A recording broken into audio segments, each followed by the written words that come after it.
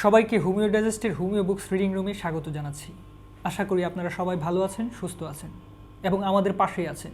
আপনারা আমাদের পাশে থেকে যে উৎসাহ প্রদান করছেন সেই উৎসাহিত হয়ে আমরা আমাদের কাজকে আরও প্রাণবন্ত করতে পারছি। আমরা আশা করি আমাদের সাথে আপনাদের এই পথ চলা অব্যাহত থাকবে।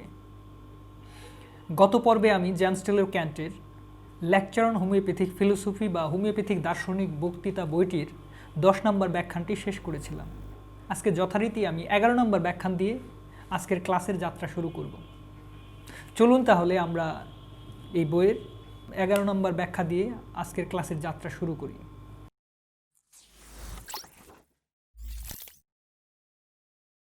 এই বইয়ের 11 নম্বর ব্যাখ্যানে 16 নম্বর সূত্রে ক্যান্ট বলছেন, এই 16 নম্বর সূত্রটিকে আবার জেমস টেলর ক্যান্ট 3টি স্টেপে ভাগ করেছেন। 1 নম্বর স্টেপে বলছেন হেলদি স্টেট বা সুস্থ অবস্থা। 2 নম্বর স্টেপে বলছেন হাউ টু মেড সিক, অর্থাৎ কীভাবে মানুষ রোগগ্রস্ত হয়। 3 নম্বর স্টেপে বলছেন হাউ টু কিউর, কীভাবে আরোগ্য হয় বা আরোগ্য সাধিত হয়। অনলি ডিউরেন্সড অ্যান্ড কিউরড ইন ডাইনামিক প্ল্যান্সেস, কেবলমাত্র শক্তি ক্ষেত্রেই বিকলতা বা বিশৃঙ্খলা ও আরোগ্য সম্পাদিত হয়। অর্থাৎ মানুষ অসুস্থ হওয়ার ক্ষেত্রেও তার ডাইনামিক প্ল্যান্সের মধ্যে একটা ডিউরেন্স ঘটে, একটা বিশৃঙ্খলা সংগঠিত হয় এবং সুস্থতা প্রাপ্তির ক্ষেত্রেও মানুষের সেই ডাইনামিক প্ল্যান্সের যে ডিউরেন্স বা বিশৃঙ্খলা সংগঠিত হয় সেখানে একটি সুশৃঙ্খল অবস্থা তৈরি হয়। এই সুশৃঙ্খল অবস্থা তৈরির মাধ্যমে মানুষ সুস্থতা অনুভব করে এবং আরোগ্য লাভ করে। অর্গান অফ মেডিসিন এবং এই বইয়ের 16 নম্বর সূত্রের যে সমন্বয়টা রয়েছে সেই ক্ষেত্রে এখানে একটি আলোচনা করা হয়েছে। বলা হচ্ছে our vital force as a spirit like dynamics cannot be attacked and influenced by injuries influence on the healthy organism caused by the external inimical forces that disturb the harmonious play on our life otherwise than in a spirit-like dynamic way. And in like manner all such morbid derangements cannot be removed from it by the physician in any other way than by the spirit-like alternative powers of the serviceable medicine acting upon our spirit-like vital force which perceives them through the nerves everywhere present in the organism, so that it is only by their dynamic action on the vital forces that remedies are able to re-establish and do actually re-establish health and vital harmony. After the change in the health of the patient cognizable by our sense, the totality of symptoms have revealed the disease to the carefully observing and investigating physician as fully as was requisite in order to enable him to cure it. অর্থাৎ যে সকল বাহ্যিক প্রতিকূল শক্তি জীবনের ক্রিয়া বিশৃঙ্খলা ব্যাহত করে সুস্থ দেহযন্ত্রের বিকলতা সংগঠন করে তারা অভৌতিক উপায় ব্যতিরেখে অর্থাৎ বাদ রেখে অন্য কোনো উপায়ে আমাদের অভৌতিক সূক্ষ্ম জীবনী শক্তিকে আক্রমণ করিতে ও তাহার সংকট প্রভাবে আবিষ্কৃত করিতে সমর্থ নহে এবং চিকিৎসক কর্তৃক প্রযুক্ত উপযুক্ত ঔষধসমূহের অভৌতিক সূক্ষ্ম পরিবর্তনশীল বা পরিবর্তন করতে সক্ষম শক্তিরাজি দেহের সর্বব্যাপী সংজ্ঞাবাহী স্নায়ুসমূহের দ্বারা অনুভূত হইয়া আমাদের অভৌতিক সূক্ষ্ম জীবনী শক্তিকে রোগমুক্ত করে, পরন্তু এই প্রণালী ব্যতীত অন্য কোনো রূপে নিরাময় করতে সমর্থ নহে। অর্থাৎ রোগীর দেহক্ষেত্রে ইন্দ্রিয়গোচর পরিবর্তনরাজি অর্থাৎ আমরা ইন্দ্রিয়ের মাধ্যমে যে পরিবর্তনগুলো লক্ষ্য করে থাকি অর্থাৎ লক্ষণ সমষ্টি আরোগ্য সাধনের প্রয়োজন অনুসারে সমুদ্ভাসিত হইবার পর যত্নশীল অবহিত ও অন্বেষণকারী চিকিৎসকের নিকট রোগ সম্যক ব্যক্ত হইলে ঔষধগুলি জীবনী শক্তির উপর কেবল তাহাদের তেজ সম্ভূত অর্থাৎ তাদের প্রুভিংয়ের সময় যে প্রয়োগ করার ফলে তাদের যে একটা ক্রিয়া শক্তি সেই তেজ সম্ভূত ক্রিয়ার প্রভাবে স্বাস্থ্য পুনঃস্থাপন করতে সমর্থ হয় তথা বাস্তবিক এই প্রণালীতেই স্বাস্থ্য এবং জীবনের শৃঙ্খলা পুনঃস্থাপিত হইয়া থাকে। অর্থাৎ এই সূত্রের যে মূল সারমর্ম সেটি হচ্ছে মানুষ যখন রোগাক্রান্ত হয় সেই রোগ আক্রমণটি ঘটে তার ডাইনামিক প্ল্যানে অর্থাৎ তার ডাইনামিক বা শক্তি ক্ষেত্রে এবং আরোগ্য ক্রিয়াটিও সূচিত হয় মানুষের সেই ডাইনামিক প্ল্যান। যেখানে বিশৃঙ্খলা সংগঠিত হয় সেখানেই ঔষধ গিয়ে সেই প্রবাহটিকে, বিশৃঙ্খল প্রবাহটিকে সুশৃঙ্খল করে দিয়ে মানুষকে সুস্থ করে এবং মানুষের শরীর থেকে লক্ষণগুলো চলে যায়। লক্ষণগুলো কেন আসে? যখন মানুষের ডাইনামিক প্ল্যানে অর্থাৎ তার শক্তি ক্ষেত্রে একটা বিশৃঙ্খলা সৃষ্টি হয়, অন্য একটা বিরুদ্ধ শক্তির অনুপ্রবেশ ঘটে, আক্রমণ ঘটে। এই আক্রমণের ফলে যে বিশৃঙ্খলা সংঘটিত হয়, শরীর সেই বিশৃঙ্খলাকে প্রকাশ করার জন্য শরীরের মধ্যে বিভিন্ন প্রতিক্রিয়া সৃষ্টি করে, যেগুলো লক্ষণ বা চিহ্নরূপে প্রতীয়মান হয়। ঔষধ প্রয়োগের মাধ্যমে যখন সেই বিশৃঙ্খলাগুলোকে ঔষধ সুশৃঙ্খল পরিস্থিতির মধ্যে নিয়ে আসে, তখন কিন্তু সেই লক্ষণগুলো অন্তর্হিত হয়ে যায় এবং চিহ্নগুলো চলে যায়। সেখানে সুশৃঙ্খল একটা পরিবেশ বিরাজ হওয়ার কারণে এই লক্ষণগুলো তিরোহিত যায় এবং পেশেন্ট বা রোগী সে আরোগ্যের দিকে ধাবিত হয়। এই বিষয়টি এখানে বলা হয়েছিল। অধ্য পূর্বাহ্নে আমরা যে বিষয়ে আলোচনা করিব স্থির করিয়াছি 16 সূত্রে, অর্থাৎ 16 নম্বর সূত্রে সেই বিষয় এর একটি ধারাবাহিকতা এবং বিন্যাস রয়েছে। ইহাতে 3টি অবস্থার বিচরণা করা হইয়াছে। ক নাম্বার সুস্থ অবস্থা অর্থাৎ শরীরের স্বাভাবিক ক্রিয়া। খ নাম্বার কী প্রকারে সেই অবস্থা রোগাক্রান্ত হয় অর্থাৎ বিকৃত অবস্থায় পরিণত হয়, অর্থাৎ মানুষের যে স্বাভাবিক ফ্লো রয়েছে, জীবন প্রক্রিয়া চলার ক্ষেত্রে যে স্বাভাবিক ফ্লো রয়েছে, সেই স্বাভাবিক ফ্লোয়ের মধ্যে কিভাবে অস্বাভাবিকতা আসে অর্থাৎ মানুষ রোগাক্রান্ত হয় বা অর্থাৎ বিকৃত অবস্থার পরিণত হয়। এবং ঘ নম্বরে সেই বিকৃত অবস্থা কী প্রকারে স্বাস্থ্যে পরিবর্তিত হয়। আমরা কোনো সম্পূর্ণ স্বাস্থ্যবান ব্যক্তিকে পাইলে তাহাকে আকস্মিক উপায়ে স্তম্ভিত করিতে পারি, তাহাকে আহত করিতে পারি, আমাদের চতুর্দিকে অবস্থিত স্থূল দ্রব্যগুলির দ্বারা তাহাকে অভিভূত করিতে পারি, কিন্তু সে ব্যক্তি ওই সমুদয় প্রভাব অতিক্রম করিয়া উঠিবে, অর্থাৎ তাহার অন্তর্দেশে কোনরূপ বিশৃঙ্খলা সংঘটিত না হইয়া ওই সমুদয় বিক্ষোভ অন্তর্হিত হইয়া যাইবে। সে ব্যক্তি হয়তো স্বল্পকালের জন্য সেই সংঘাতের প্রভাবে আবিষ্ট হইয়া থাকিতে পারে, কিন্তু যখন প্রতিক্রিয়া সংঘটিত হয়, যদি তাহা আদৌ সংঘটিত হয়, তখন সেই আবেশ তাহার প্রতি কোনরূপ উপবিষ দুষ্প্রক্ষেপ না করিয়া অন্তর্হিত হইবে।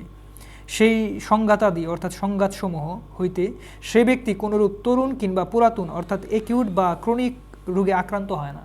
অর্থাৎ বাহ্যিকভাবে এক্সটার্নালি কোনো স্থূল বস্তু দিয়ে মানুষের শরীরে যদি পুশিং করা হয়, ঢোকানো হয়, বা স্থূল বস্তুর প্রভাবে যদি মানুষ প্রভাবিত হয়, সেটি তার ভিতরে স্থায়ীভাবে কোনোরূপ প্রভাব সৃষ্টি করতে পারে না।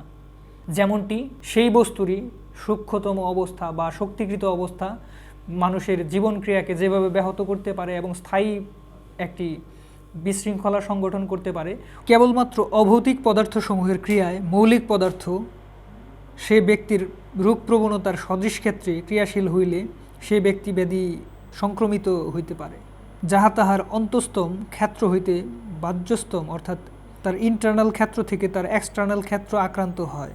তাহা প্রাণশক্তিকে অস্থায়ীভাবে বিচলিত করতে পারে, কিন্তু তাহাতে কোনো নির্দিষ্ট এমনকি সীমাবদ্ধভাবে কোনোরূপ আভ্যন্তরিক বিশৃঙ্খলা সংগঠিত হবে না। যে পদার্থ মানুষের তন্তু কিংবা অর্থাৎ দেহের অর্গানের কিংবা শরীর ক্রিয়াকে মহাবিষ্ট করে অর্থাৎ আবিষ্ট করে, আক্রান্ত করে, তাহার ক্রিয়া স্বল্পকাল স্থায়ী হয়, তাহা কোনো প্রকৃত ব্যাধি প্রতিষ্ঠা করতে সক্ষম নয়। অর্থাৎ এইগুলো স্থূল পদার্থের বিষয়ে বলা হচ্ছে। অর্থাৎ একটি স্থূল পদার্থ কিন্তু মানুষের দেহের শক্তি স্তরে তার ডাইনামিক প্ল্যানে কিন্তু বিশৃঙ্খলা সংগঠন করতে পারে না। এটি যদি বারবার স্থূল মাত্রায় প্রয়োগ হতে থাকে, দেহের মধ্যে প্রবেশ করানো হয়, তখন দেখা যায় যে তার একটা বিষক্রিয়া শরীরের মধ্যে সৃষ্টি হয়। কিন্তু এটি শরীর সংস্থানের জন্য বা শরীরের যে অভৌতিক মৌলিক শক্তি রয়েছে, সেই শক্তিকে কোনো রূপ প্রভাবিত করে স্থায়ী কোনো রোগ সৃষ্টি করতে পারে না। যে সমুদয় স্থূল ভেষজ দ্রব্য ঔষধার্থে ব্যবহৃত হইতে দেখা যায় অর্থাৎ ঔষধ হিসেবে ব্যবহৃত হইতে দেখা যায়, তাহাদের বিষয়ে চিন্তা করিয়া দেখো। বিরেচন ও বমন ক্রিয়ার জন্য তোমরা রোগীকে স্থূল অশোধিত ভেষজ প্রয়োগ করিতে পারো, কিন্তু রোগী উহাদের ক্রিয়ার প্রভাব অতিক্রম করিয়া আপন মৌলিক অবস্থা পুনঃপ্রাপ্ত হইবে। অতি তীব্র তরল ঔষধসমূহের দীর্ঘকালব্যাপী ক্রনিক ব্যবহারে তাহার শরীরে ভেষজ সঞ্জাত অর্থাৎ ভেষজ থেকে উৎপন্ন ব্যাধি আরোপিত হইতে পারে, কিন্তু স্বাভাবিক রুগ্ন অবস্থার তুলনায় তাহাও বহুলাংশে কেবল তাহার দেহের বহির্ভাগ সংশ্লিষ্ট। ব্রোমাইড অফ পটাশিয়াম ক্রমান্বয়ে ব্যবহার করিলে যথাকালে তাহার ফল প্রকাশ পাইবে বটে, কিন্তু এই ঔষধটি গভীর অন্তঃক্ষেত্রে প্রবেশ করিতে পারে না। ইহা কেবল তন্তুক্ষেত্রে অর্থাৎ দেহের অর্গানের ক্ষেত্রেই, দেহের অর্গানিক ক্রিয়ার মধ্যেই থাকিয়া স্থূল ব্যাধি উৎপাদন করিতে পারে, কিন্তু ব্যাধি বিষ তুল্য কোনো আবেশ প্রক্ষেপ করিতে পারে না। অর্থাৎ মানুষের ভাইটাল ফোর্স বা জীবনী শক্তির মধ্যে যে বিশৃঙ্খলা সংগঠন করার শক্তি বা সামর্থ্য, এই শক্তি বা সামর্থ্য কিন্তু এই স্থূল পদার্থের নেই। এটি যদি বারবার এই স্থূল পদার্থ দেহে প্রয়োগ করা হয়, তারা একটা বিষক্রিয়া দেহে দেখা দিতে পারে। যদি বিষক্রিয়া না দেখা দেয়, এটি কিছু সময় মানুষের দেহের মধ্যে একটি অর্গানিক লেভেলে একটি বিশৃঙ্খলা সৃষ্টি করে এটি আস্তে আস্তে পরবর্তীতে তিরোহিত হয়ে যায়, চলে যায়। স্থূল বিষ পদার্থগুলিকে উদাহরণ স্বরূপ গ্রহণ করিতে পারো। ওই সমুদয় পদার্থের অধিকাংশ স্থূল অবস্থাতে উদরস্থ করা যায়, কিন্তু জীবনী শক্তির উপর তাহাদের যৎসামান্য খুব অল্প সামান্যই আবেশ প্রকটিত হইতে দেখা যায়। বস্তুত আমরা দেখতে পাই, বিষ পদার্থ যত সক্রিয়, যত তীব্র এবং যত ঘন হয়, সেই থেকে উৎপন্ন লক্ষণ সমষ্টির চিত্র ততই ক্ষুদ্রতর হইয়া থাকে। বসন্ত গুটিকার চর্মদল বা মামরি, অর্থাৎ বসন্ত হওয়ার পরে যে শরীরের মধ্যে গোটা গোটা হওয়ার পরে, গোটা গোটা অবস্থা দেখা দেওয়ার পরে, অর্থাৎ উদ্বেদ হওয়ার পর সেই উদ্বেদগুলো শুকিয়ে মরার পরে যে ক্রাস্ট হয়, মরা চামড়া হয়, সেই চামড়া অর্থাৎ মামরি গলাধকরণ করিলে, অর্থাৎ পেটের মধ্যে চলে গেলে গলাধকরণ করিলে উহা পাকস্থলিতে পরিপাক হইয়া যায়, কিন্তু তার জন্য অতি সামান্যই উপদ্রব সংঘটিত হইবে।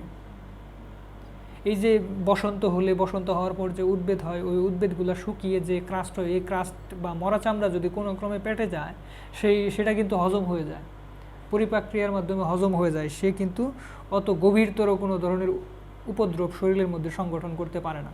কিন্তু কোনো ব্যক্তি তাহার প্রবণতা ক্ষেত্রের অনুরূপ স্তরের অভৌতিক কোনো রোগ বিষ বিকীর্ণ আবহস্থলে শ্বাস প্রশ্বাস গ্রহণ করিলে সে একরূপ একটি ব্যাধি কবলিত হইবে, যাহার অনুবন্ধ আছে, অগ্রগতি আছে এবং প্রশমন আছে।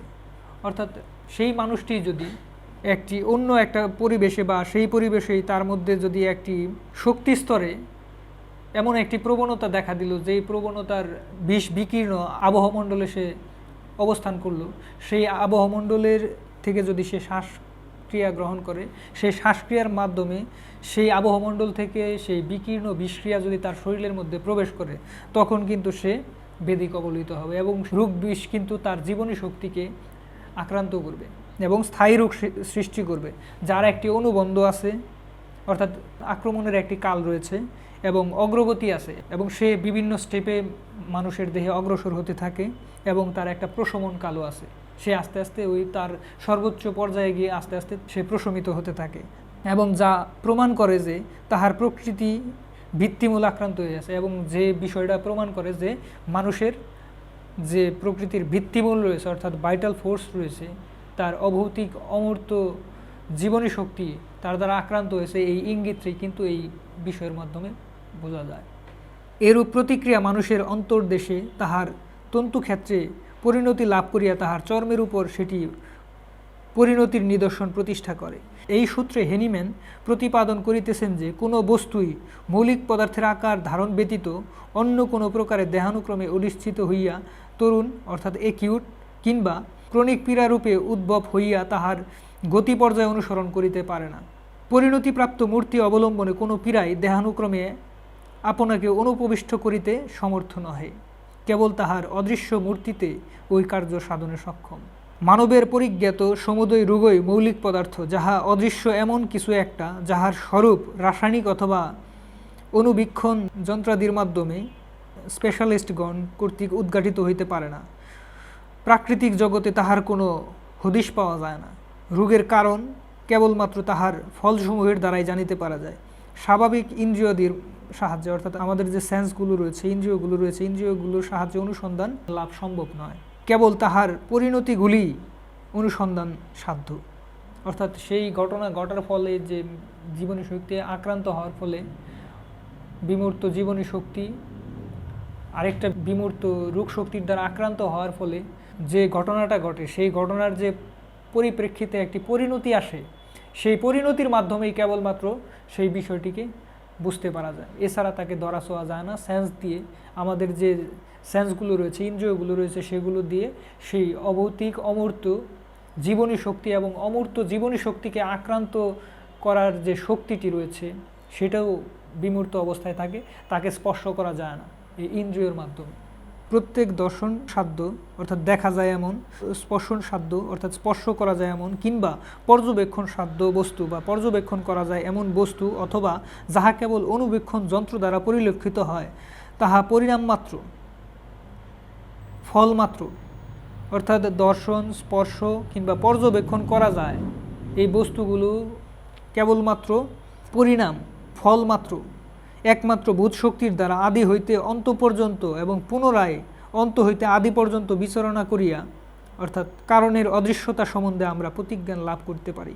পরিণতি সমূহের দ্বারা দেহ আবিষ্ঠিত হইতে পারে, তন্তুসমূহ আবিষ্ট হইতে পারে, পরিণতি সমূহের পরস্পরের সংঘাত ও সংঘাতও সম্ভব হইতে পারে, ইহলোকের বস্তু সমুদয় পরস্পর সংঘর্ষিত হইতে পারে এবং তাহারা পরস্পর ধ্বংস করিতে পারে। পরিণতিগুলির পক্ষে পরস্পরের ধ্বংস সাধন সম্ভব, কিন্তু শক্তির পরিমাণগত পরিবর্তন ব্যতীত পরিণতিসমূহে কোনো বেদির সংগঠন অসম্ভব। তাছাড়া পরিণতি স্বরূপ কোনো অবস্থায় মানব দেহানুক্রমে জীবনের অন্তস্তম স্থলে, অর্থাৎ জীবনের একবারে অভৌতিক স্তরে প্রাণশক্তির শৃঙ্খলা স্থাপনপূর্বক আরোগ্য সাধক রূপে কার্যকরী হইতে পারে না। জীবনী শক্তির সমগুণ বিশিষ্ট সাদৃশ্যবাহী কোনো পদার্থ ব্যতীত অন্য কিছুই জীবনী শক্তির বিশৃঙ্খলাকে শৃঙ্খলায় পরিবর্তিত করতে পারে না। অর্থাৎ জীবনী শক্তি যে ডাইমেনশনে, যে মাত্রায়, যে স্তরে অবস্থান করে, সেই জীবনী শক্তি যদি কোনো কারণে বিশৃঙ্খলা প্রাপ্ত হয়, তাহলে সেই জীবনী শক্তিকে শৃঙ্খলা প্রাপ্ত কেবলমাত্র সেই শক্তিটি করতে পারে যার জীবনী শক্তিকে সেই মাত্রায় স্পর্শ করার ক্ষমতা রয়েছে। যদি সেই শক্তিটি, সেই জীবনী শক্তির সেই মাত্রাকে, সেই স্তরকে, সেই ডাইনামিক প্ল্যানকে যদি স্পর্শ করার ক্ষমতা না রাখে, তাহলে কিন্তু জীবনী শক্তির বিশৃঙ্খলা সুশৃঙ্খলায় পরিবর্তিত হবে না। পরিণামের সাদৃশ্যে, গুরুত্বে এবং পরিমাপে আমাদের প্রয়োজন নাই, কিন্তু গুণের, শক্তির ক্ষেত্র বা স্তরের সাদৃশ্য আমাদের অনুসন্ধান করিয়া বাহির করতে হইবে। সুতরাং ব্যাসসমূহকে গুণগত সাদৃশ্যের স্তরে উন্নীত না করিলে তাহারা দেহানুক্রমের উন্নত ও আভ্যন্তরীণ স্তরকে আবিষ্ট করতে পারে না। অর্থাৎ কেবলমাত্র শক্তিকৃত ঔষধের মাধ্যমেই মানুষের সেই বিশৃঙ্খলপ্রাপ্ত অবস্থাকে সুশৃঙ্খলায় পুনঃস্থাপিত করা যায়, যা অন্য কোনো উপায়ে সম্ভব নয়। যে ব্যক্তির অতি উচ্চতম শক্তি পর্যায়ের সালফার প্রয়োজন, সে ব্যক্তি বিরেচক মাত্রায় সালফার উদরস্থ করিলে চর্মের উপর ঘর্ষণ করিতে পারে। যে ব্যক্তির অতি উচ্চ শক্তি পর্যায়ের সালফার প্রয়োজন, সে ব্যক্তির বিরেচক মাত্রায় সালফার উদরস্থ করিতে চর্মের উপর ঘর্ষণ করিতে পারে। সালফার মিশ্রিত জলে স্নান করতে পারে, কিন্তু তাহাদের প্রতিক্রিয়ায় পীড়া প্রভাবান্বিত হইবে না। অর্থাৎ একজন পেশেন্টের দেখা যাচ্ছে যে উচ্চ মাত্রায়, অর্থাৎ শক্তিকৃত সালফারের প্রয়োজন, অতি উচ্চ মাত্রায় শক্তিকৃত সালফারের প্রয়োজন, সেই ব্যক্তিকে যদি স্থূল সালফার দিয়ে তার স্কিনের মধ্যে যদি ঘর্ষণ করা হয়, তাকে সালফারযুক্ত পানিতে গোসল করানো হয়, বা স্থূল সালফার যদি তার শরীরে প্রয়োগ করা হয়, তাহলে কিন্তু সেই সালফার তার মূল যে শক্তি, তার যে শক্তি স্তর, সেই শক্তি স্তরকে কিন্তু প্রভাবিত করতে পারে না। যেহেতু এই স্থূল সালফার তার মূল অভৌতিক শক্তিকে প্রভাবিত করতে পারে না, সেহেতু কিন্তু তার রোগও সারে না। তাহার পীড়ার সহিত ঔষধের এই স্থূল অবস্থার সামঞ্জস্য নাই, অর্থাৎ সাদৃশ্য নাই। তাহার পীড়ার সেই অবস্থায় উপনীত হইয়া তাহাকে আবিষ্ট করিতে পারে না, সেজন্য ইহা পীড়ার কারণটিকে প্রভাবান্বিত করিতে পারে না, এবং তাহার ক্রিয়া সে স্থান হইতে পরিধি ক্ষেত্রে প্রবাহিত হইতে পারে না। যাবতীয় স্থূল ভেষজদ্রব্যের ইহাই রীতি। তাহারা ব্যাধির আরোগ্য সাধনে অসমর্থ। স্থূল ঔষধ অথবা তাহার নিম্ন শক্তি পর্যায় কর্তৃক ব্যাধির ভাজ্যতম বিকাশ তথা ভাজ্যস্তর, অর্থাৎ এক্সটার্নাল সারফেসে অবস্থিত পীড়া সময় বিশেষে অস্থায়ীভাবে অপসৃত হইতে দেখা যায় বটে, কিন্তু তাহা কেবল বহির্ভাগ ও পরিণতি সমূহের উপর ক্রিয়াশীল। ইহা অন্তস্তম স্তরে উপস্থিত সমস্যাতে সমাধান আনতে অসমর্থ। সেই জন্য এই প্রকারে আরোগ্য স্থায়ী হয় না। তরুণ ব্যাধিক্ষেত্রে স্থূল ভেষজসমূহ কখনো কখনো কার্যকরী হইয়া থাকে, কারণ বাহ্যস্তর যাহা তাহারা আবিষ্ট করে তাহা দেহের উপরিভাগে অবস্থিত, এবং তরুণ ব্যাধিতে অন্তঃস্থলের আময়িক ব্যবস্থার শত প্রশমিত হইবার প্রবণতা থাকে। রোগের গতি নিবৃত্ত হইবার পর রোগী যদি কেবলমাত্র বাঁচিয়া থাকে, তাহা হইলে সে আরোগ্য লাভ করে, কিন্তু উপবিষজনিত জীর্ণ ব্যাধিসমূহের তাহারা কেবল পরিণামের উপর কার্যকরী হইয়া তাহাদিগকে সাময়িকভাবে প্রশমিত করিতে বাধ্য করে। এছাড়া স্থূল অথবা পরিণামের আকৃতিপ্রাপ্ত ভেষজের ক্রিয়ায় অবরুদ্ধ হইয়া পড়ে, অর্থাৎ সাপ্রেসড করে দেয়। আমার মনে হয় এই বিষয়ের ধারণা আমার অস্পষ্ট ছিল। সে কথা আজ তোমাদের নিকট বর্ণনা করিলে তোমরা কিছু জ্ঞান লাভ করিতে পারো, তাই তোমাদের সাথে এই বিষয়টি আমি আলোচনা করছি। আমার মনে পড়ে আমি যখন প্রথম হেনিম্যানের গ্রন্থ পড়িলাম, শক্তি সমন্বিত ঔষধে রোগীর আরোগ্য সাধন করা যায়, তখন আমার বোধ হইল যে উহা একটি প্রহেলিকা। এই সমুদয় বিষয়ে বিশ্বাস স্থাপন করিবার মতো জ্ঞান তখনও আমার মনে হয় নাই। স্থূল ঔষধ এবং তাহার নিম্ন শক্তি পর্যায়ে লইয়া চিকিৎসা কার্যের সূচনা করিয়া আমি হোমিওপ্যাথির নীতি অনুসরণে সচেষ্ট হইয়াছিলাম, কিন্তু এই সমুদয় ঔষধের দ্বারা আমি কেবল বাহ্যিক অর্থাৎ দেহের উপরিভাগের পীড়াগুলোই আরোগ্য সাধনে সক্ষম হইতেছিলাম। আমার চিকিৎসা কার্য যদিও সন্তোষজনক হয় নাই, তথাপি ইহা পুরাতন পদ্ধতি অপেক্ষা অধিকতর কার্যকর ছিল এবং বমন বিবেচনাদির তুলনায় শান্তভাবে সমাহিত হইত।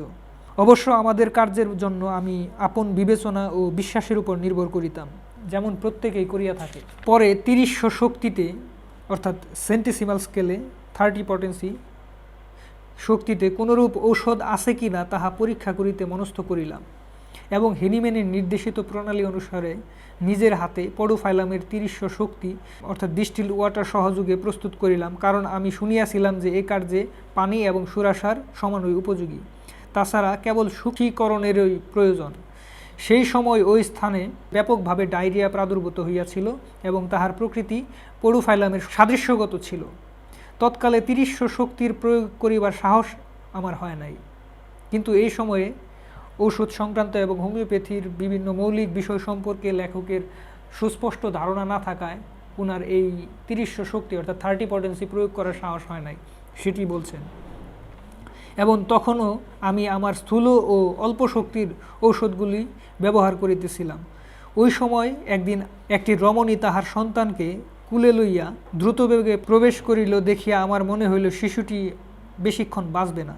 সে নিতান্তই শিশু এবং তাহার জননীর কুলে থাকিয়াই এরূপ তরল পীতবর্ণ মলত্যাগ করিল যে আমার কক্ষতল বিশিষ্ট কার্পেট গড়াইয়া পড়িল। মলের দুর্গন্ধে আমার মনে হইল যে পডোফাইলামের মলের যেরূপ কদর্য গন্ধ এবং মলের পরিমাণ এত অধিক যে রমণী বলিয়া উঠিল, এত মল কোথা হইতে আসিল তা সে বুঝতে পারিল না। আমি মনে করিলাম হেনিম্যানের ৩০০ শক্তি পরীক্ষা করিবার ইহাই উপযুক্ত ক্ষেত্র। পডোফাইলামের ৩০০ শক্তি কিঞ্চিত লইয়া আমি অর্থাৎ অল্প নিয়ে সূক্ষ্মমাত্রায় নিয়ে শিশুটির মুখে জিহ্বার উপর ঢালিয়া দিলাম এবং তাহাকে তার নিজের বাড়িতে পাঠাইয়া দিলাম। শিশুটি যদি অবিলম্বে মারা যায় এই আশঙ্কায় আমি তার মাকে তাড়াতাড়ি তার নিজের গৃহে ফিরে যেতে বললাম। তাহাকে এতই পীড়িত দেখাইতেছিল যে তাহার মুখাকৃতি কুঞ্চিত ও প্রলম্বিত, আকৃতি শবের নয় অর্থাৎ মৃতদেহের ন্যায়, এবং তাহার শরীর হইতে দুর্গন্ধ বিকীর্ণ হইতেছিল। পরদিন প্রভাতে অর্থাৎ পরের দিন সকালে আমার চিকিৎসা কার্য করার উদ্দেশ্যে আমাকে তাহাদের বাড়ির সম্মুখ দিয়ে যাইতে হয়। আমি তাহার গৃহদ্বারে অর্থাৎ তার বাড়ির দ্বারে সুখব্যঞ্জক কৃষ্ণবর্ণ বস্ত্র প্রসারিত দেখিবার প্রত্যাশা করিতেছিলাম। অর্থাৎ ক্যান্ট এক্ষেত্রে ধরেই নিয়েছে যে শিশু মনে হয় বেঁচে নেই, সে মনে হয় মারা গেছে। এই জন্য সুখের পরিবেশ হলে যে একটা পরিস্থিতি সৃষ্টি হয়, সেই পরিস্থিতিটি দেখার জন্য সেই শিশুর বাড়ির সামনে দিয়ে সে যাচ্ছিল। সংবাদের জন্য আমি উৎকণ্ঠিত ছিলাম। তারপরও তাহাদের বাড়িতে প্রবেশ করিবার সাহস আমার হইল না। আমার গাড়ি তাহাদের বাড়ি অতিক্রম করিয়া গেল, কিন্তু তাদের গৃহদ্বারে সুখ চিহ্নের পর্দা দেখিলাম না। আমি বাড়ি ফিরিবার সময় সেই পথেই ফিরিলাম, যদিও ওই পথে আমার অনেকটা ঘুরিয়া আসতে হয়, কিন্তু তখনও সেরূপ কোনো পর্দা দেখিলাম না। দরজার কাছে শিশুর মাতামহী দাঁড়াইয়াছিলেন। তিনি আমায় সম্বোধন করিয়া বলিলেন, ডাক্তার, আজ সকাল হইতে শিশুটি সর্ববিষয়ে ভালো আছে। শিশুটি আমার হস্তে মরে নাই জানিয়া আমি অনেকটা স্বাচ্ছন্দ্য বোধ করিলাম। সম্ভবত তোমাদের মধ্যেও কাহারও কোনো সময় এরূপ মানসিক অবস্থা সংঘটিত হইয়া থাকতে পারে। সেই ক্ষুদ্র শিশুটির আর ঔষধের প্রয়োজন হয় নাই। ক্যান্টের এই অবস্থা, এই চিন্তা ভাবনার কারণ হচ্ছে তৎকালীন সময়ে কিন্তু স্থূল ঔষধের স্থূল মাত্রা ব্যবহার করা হতো, অর্থাৎ ঔষধকে শক্তিকৃত অবস্থায় ব্যবহার করলে যে সে ক্রিয়া সম্পাদন করতে পারে সেই বিষয়টি কিন্তু মানুষের ধারণায় ছিল না, এবং থাকলেও ততটা বিশ্বাসযোগ্য অবস্থায় ছিল না, যার কারণে অনেকে এই শক্তিকৃত ঔষধ প্রয়োগ করতেন না। এই ঘটনার পর পডোফাইলামের রোগী আমি যথেষ্ট পাইয়াছিলাম এবং এই 30 শক্তির ক্রিয়াতে আমাকে বিস্মিত করিয়াছিল। আমি এযাবৎ যাহা দেখিয়াছিলাম ইহা সে সমুদয় হইতে ভিন্ন। প্রায় মুহূর্তের মধ্যে আরোগ্য সাধিত হইতেছিল। প্রথম মাত্রার পর আর মল নিঃসরণ হইবে না বলিয়াই বিশ্বাস হইত। সকল ক্ষেত্রেই যে কেবল একমাত্রা ঔষধ দিতাম তাহা নহে। আমি সেই ঋতুতে সমগ্র কাল ওই 30 শক্তি মাত্র ব্যবহার করিয়া রোগীর আরোগ্য করিয়াছিলাম। অতঃপর বিচারপূর্বক স্থির করিলাম যে পডোফাইলামের 30 শক্তি যদি আরোগ্য সাধনের সমর্থ হয় তবে অন্যান্য ঔষধের 30 শক্তি অর্থাৎ 30 পটেন্সি সমান ফলপ্রদ হবে।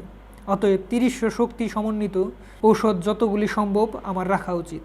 আমি সহস্তে অর্থাৎ নিজের হাতে কতগুলি 30 শক্তির ঔষধ প্রস্তুত করিতে মনস্থ করিলাম। অবশেষে 126টি ঔষধ এই রূপে প্রস্তুত করিয়াছিলাম। এগুলির মধ্যে কয়েকটি 200 শক্তি সমন্বিত করা হইয়াছিল এবং সেগুলি আমি ব্যবহারও করিয়াছিলাম। তারপরে আমি 200 শক্তি ও তদূর্ধ্ব তারও উপর উচ্চ শক্তির ঔষধ সংগ্রহ করিয়া সেগুলির দ্বারা চিকিৎসা করিতে থাকি। এই পন্থা অনুসরণ করিয়া কয়েক বৎসরের মধ্যে আমি বুঝিতে পারিলাম যে ক্রমান্বয়ে উচ্চতর শক্তি সঞ্চারণে ঔষধসমূহ ক্রমান্বয়ে গভীরতর স্তরে কার্যকরী হইয়া থাকে। আমি লক্ষ্য করিয়াছি কোনো জীর্ণ রোগাধিকারে অর্থাৎ ক্রনিক ডিজিজে মধ্যম স্তরে শক্তি প্রয়োগ দ্বারা যে উপকার হয় তাহাতে রোগীর উন্নতি কয়েক সপ্তাহ মাত্র স্থায়ী হয়, কিন্তু উচ্চতর শক্তি প্রয়োগ দ্বারাও ক্রিয়া আবদ্ধ হয় এবং এই প্রণালীতে এক শক্তি হইতে অন্য শক্তি প্রয়োগ করিয়া রোগীর চিকিৎসা কার্য পরিচালিত করা যায়। একটি রোগীর সহিত বিভিন্ন সময় আমার যে বাক্য আলাপ বা যে আলোচনা হয় তাহা তোমাদের বলিলে তোমরা আমার কথার তাৎপর্য উত্তম রূপে বুঝতে পারবে। অর্থাৎ তার চিকিৎসা জীবনের একজন রোগীর সাথে তার চিকিৎসা প্রক্রিয়া কিভাবে পরিচালিত হয়েছিল, কিভাবে তিনি চিকিৎসাটা তার ক্ষেত্রে সম্পাদন করেছিলেন, সেই বিষয়টি নিয়ে এখানে আলোচনা করতে চাচ্ছেন। প্রায় 15 বছর পূর্বে এই রোগীকে আমি পরীক্ষা করি। তখন তাহার আকৃতি অনেকটা যক্ষাক্রান্ত ব্যক্তির ন্যায় ছিল। তাহার বক্ষের অবস্থা শ্লেষ্মাজড়িত ছিল এবং রোগটি যক্ষায় পরিণত হইবার পূর্বাভাস দেখা দিল। তাহার লক্ষণ অনুসারে তাহার জন্য সালফার 6M শক্তির ব্যবস্থা করিলাম। এই একমাত্রা ঔষধেই তাহার পীড়া প্রচণ্ড বৃদ্ধি সংঘটিত হইল। সমস্ত লক্ষণগুলি বৃদ্ধি পাইল এবং রোগী আমার চিকিৎসালয়ে আসিয়া বলিল যে ঔষধ তাহাকে পীড়িত করিয়াছে। ইহার সদৃশ অন্য একটি ঔষধ হইতে আমি রোগ বৃদ্ধি সম্বন্ধে অভিজ্ঞতা অর্জন করিয়াছিলাম। সুতরাং এই রোগীর জন্য কেবল প্লাসিবো ব্যবস্থা করিলাম, অর্থাৎ ঔষধ নয় এমন একটা কিছু দিয়ে সেই পূর্ববর্তী ঔষধের কাজটাকে চলমান রাখলাম। 1 সপ্তাহ কাল পরে সেই লোকটি আসিয়া বলিল সে এখন অপেক্ষাকৃত অনেক সুস্থ আছে এবং সে আমার প্রথম ঔষধটি আর চাহে না, কিন্তু আমার শেষ ঔষধটি আরও কিছু চায়, কারণ ইহাতে সে অতিশয় উপকার পাইয়াছে। সুতরাং তাহার তৃপ্তির জন্য তাহার আকাঙ্ক্ষিত ঔষধ প্রায় 6-7 সপ্তাহ যাবৎ তাহাকে দিলাম। একদিন সে আসিয়া বলিল সে আর শেষ ঔষধটি চায় না, কিন্তু যে ঔষধে তার এতটা উপকার হইয়াছে সেই ঔষধটি সে চায়।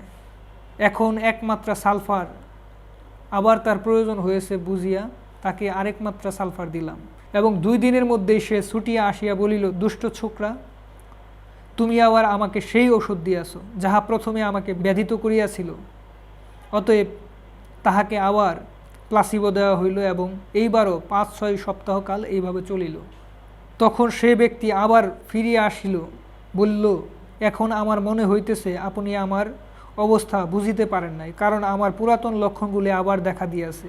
অর্থাৎ হেরিংয়ের ল অনুযায়ী তার লক্ষণগুলো আসছে, অর্থাৎ আরোগ্যের ক্রিয়া গতিপথকে সঠিকের দিকে ইঙ্গিত করছে।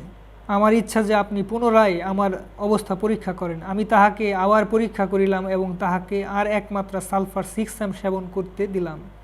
সে এইবার আসিয়া বলিল আমি কোনো উপকার বোধ করিতেছি না, প্রায় একভাবেই আছি। তোমরা দেখিতেছ এইবার ঔষধের দ্বারা রোগীর কোনো উত্তেজন সংঘটিত হয় নাই। আমি আরও কিছুদিন অপেক্ষা করিলাম, কিন্তু উক্ত শেষ মাত্রাটিতে কোনো উপকার পরিলক্ষিত হইল না। এক্ষেত্রে সালফার নির্দেশক সমস্ত লক্ষণেই বিদ্যমান। তবে কি আমি তাহাকে স্থূল গন্ধক প্রয়োগ করিব, যে ঔষধ এ স্থলে নির্দেশিত নহে? তাহা তো কিছুতেই প্রয়োগ করিতে পারি না। প্রবীণ ব্যক্তিদের অভিজ্ঞতা বলে উচ্চতর শক্তি প্রয়োগ করো। আমি এইবার তাহাকে সালফার 55 অর্থাৎ 55 প্রয়োগ করিলাম। কিন্তু কয়েকদিন পরে সেই ব্যক্তি আসিয়া বলিল, তুমি বড় দুষ্ট, তুমি আবার আমাকে সেই প্রথম ঔষধটি দিয়াছ, আমি উহা চাহি না। আমি কোনো প্রকারে তাহাকে শান্ত করিয়া কয়েক মাত্রা প্লাসিবো দিলাম এবং আশ্বাস দিলাম যে অল্প কয়েকদিনেই সে অপেক্ষাকৃত সুস্থ হইয়া উঠিবে। 6 বা 7 সপ্তাহ কাল ক্রমান্বয়ে তাহার প্রভূত উন্নতি হইতে লাগিল। কিছুদিন পরে আমি তাহাকে বুঝাইয়া বলিলাম যে কোনো সময় ঔষধ নিষ্ক্রিয় হইতে দেখিলে রুগীকে উত্তেজিত করিবার জন্য কিছু প্রয়োগ করা আমার প্রয়োজন। অবশ্য শর্করা বা প্লাসিবো সম্বন্ধে আমি তাহাকে কিছু বলি নাই। ঔষধের ক্রিয়া সম্বন্ধে তোমাদের শিক্ষালাভের পর তোমাদের রুগীদিগকে বলিয়া রাখা ভালো যে অমুক অমুক ঘটনা দেখিলে তোমরা শঙ্কিত কিংবা আশ্চর্যজনিত হইও না, অন্যথায় তাহারা ভয় পাইবে এবং সম্ভবত অন্য চিকিৎসক নিযুক্ত করিবে। দীর্ঘ সময়ের ব্যবধানে উক্ত সালফার অর্থাৎ 50 2 মাত্রা প্রয়োগে তাহার উপকার হইল, কিন্তু তাহার পর তাহাতে কোনো কাজ হইল না। তারপর আমি তাকে সিএম শক্তি দেওয়া অর্থাৎ আরও উচ্চ শক্তি দিলাম। ইহাও পূর্ববর্তী শক্তিগুলির মতো কাজ করিল। অবশেষে তাহাকে এমএম এবং আরও উচ্চ শক্তি প্রয়োগ করলাম। ইহাও ঠিক সিএম শক্তির মতোই কার্য করিল, কিন্তু এই শক্তির দ্বারাই ক্রমে তাহার স্বাস্থ্য পুনঃপ্রতিষ্ঠিত হইল। এই সমুদয় বিষয় লক্ষ্য করিলে তোমরা নীতি নিহিত বিধানের সমর্থন দেখিতে পাইবে। অভিজ্ঞতার উত্তরকালে এই সকল তথ্য উদ্ঘাটিত হয় না, বরং পরবর্তী অভিজ্ঞতার দ্বারা নীতির সমর্থন প্রাপ্ত হওয়া যায়। যখন একটা ধারাবাহিক শক্তি পর্যায় দ্বারা কোনো রোগীর উন্নতি সাধন করা হয়, তখন সে ব্যক্তি ওই ঔষধের নিম্ন স্তরের শক্তি কর্তৃক অথবা স্থূল ঔষধের দ্বারা প্রভাবিত হয় না, পরন্তু কেবল বিরাট মাত্রায় তাহাকে আবিষ্ট করিতে পারে এবং তখন তার দ্বারা সে বিষক্রিয়ায় অভিভূত হয়।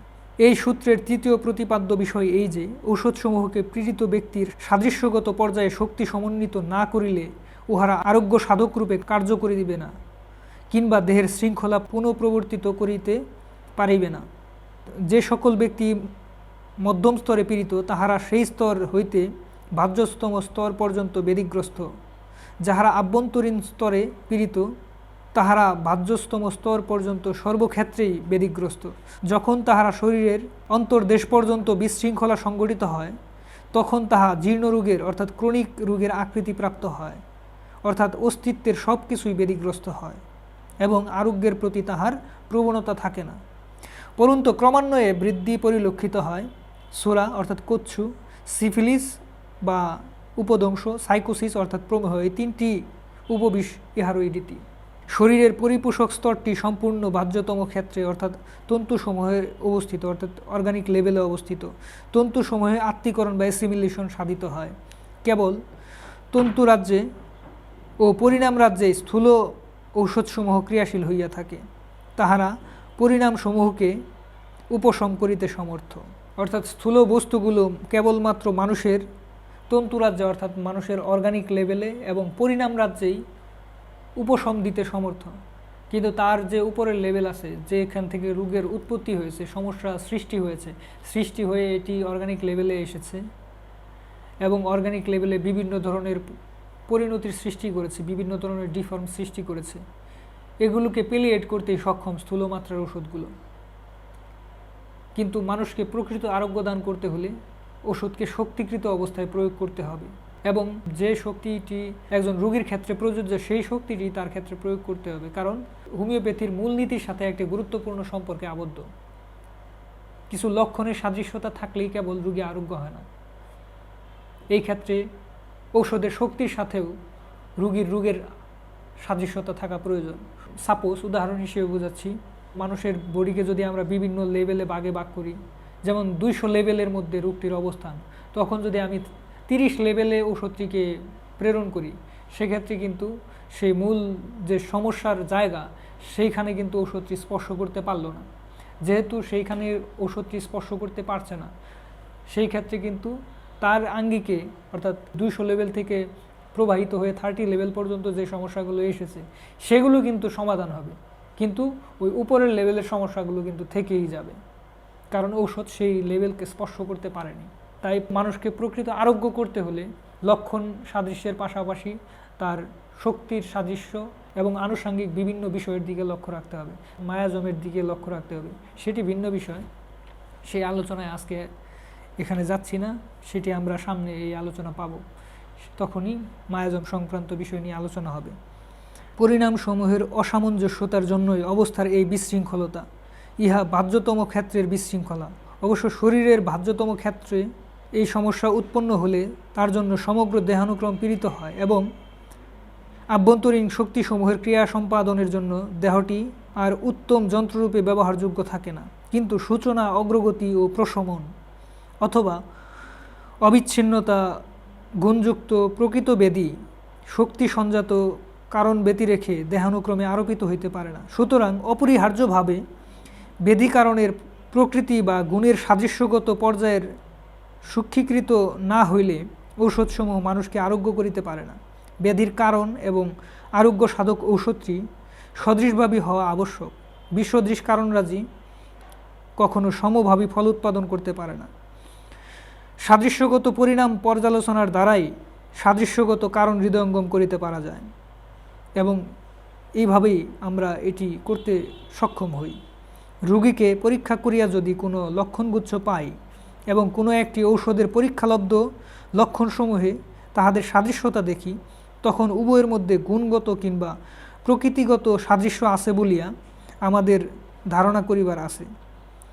পরিণামগুলির গুণগত ও প্রকৃতিগত সাদৃশ্য থাকিলে কারণগুলিও সাদৃশ্যগত নিশ্চয় থাকবে। রোগীর শয্যাপার্শ্বে উপস্থিত হইয়া চিকিৎসক নিজেকে প্রশ্ন করেন, আমার এমন ঔষধ আছে কিনা যাহা সুস্থ মানুষের শরীরে এরূপ লক্ষণ উৎপন্ন করিয়াছে। লক্ষণরাজির উপরই তাহার বিচারণা নির্ভর করিবে। তাহাকে কৃতকর্মা শিল্পী হইতে হইবে এবং পার্থক্যের ও সাদৃশ্যের সূক্ষ্ম বিন্যাস হৃদয়ঙ্গম করিবার জ্ঞান থাকা তাহার আবশ্যক। এখানে শেষে যে বিষয়টি বলা হয়েছে সেটি, একজন ডাক্তার যখন রোগীর পাশে বসে রোগীর সমস্ত ডাটাগুলো সংগ্রহ করে, তথ্যগুলো সংগ্রহ করার পর চিকিৎসককে নিজেকে প্রশ্ন করতে হয় যে এইখানে যে তথ্যগুলো পেয়েছে এই তথ্যগুলোর উপর ভিত্তি করে ম্যাটেরিয়া মেডিকাতে কোন ঔষধটি রয়েছে এবং আদৌ কোনো ঔষধ আছে কিনা। যদি এর সাথে সাদৃশ্য কোনো ঔষধ উনি পেয়ে যান, তখন কিন্তু সেই ঔষধটি এই রোগীর ক্ষেত্রে প্রযোজ্য এবং রোগীকে আরোগ্য করতে সক্ষম। এই বিষয়ের মধ্যে দিয়ে এই 11 নম্বর ব্যাখ্যানটি জেমস টেলর ক্যান্ট এখানে সমাপ্ত করেছেন। আশা করি আপনারা বুঝতে পেরেছেন। James Tyler Kent, health state, how to make sick, কীভাবে মানুষের স্বাস্থ্যের স্তর বা স্বাস্থ্যের অবস্থা এবং কিভাবে মানুষের রোগ হয় এবং সেই রোগ আরোগ্য হয় কিভাবে, এবং মানুষের সূক্ষ্মতম ডাইনামিক প্ল্যানে বিশৃঙ্খলা সংগঠিত হয় এবং সেই বিশৃঙ্খলা কিভাবে সুশৃঙ্খলায় পরিণত করতে হয়, সমস্ত বিষয় নিয়ে একটি বিস্তারিত আলোচনা করেছেন। আশা করি এই ক্লাস থেকে আপনারা উপকৃত হবেন এবং পরবর্তী ক্লাসে আমাদের সাথে থাকবেন এই আশা ব্যক্ত করে আজকের মতো হোমিও ডাইজেস্টের হোমিও বুকস রিডিং রুম থেকে বিদায় নিচ্ছি। আমি ডাক্তার আবু সাইদ। এই বইয়ের পরবর্তী ব্যাখ্যানটি নিয়ে আপনাদের সামনে অন্য কোনো দিন আবার দেখা হবে। সবাইকে ধন্যবাদ।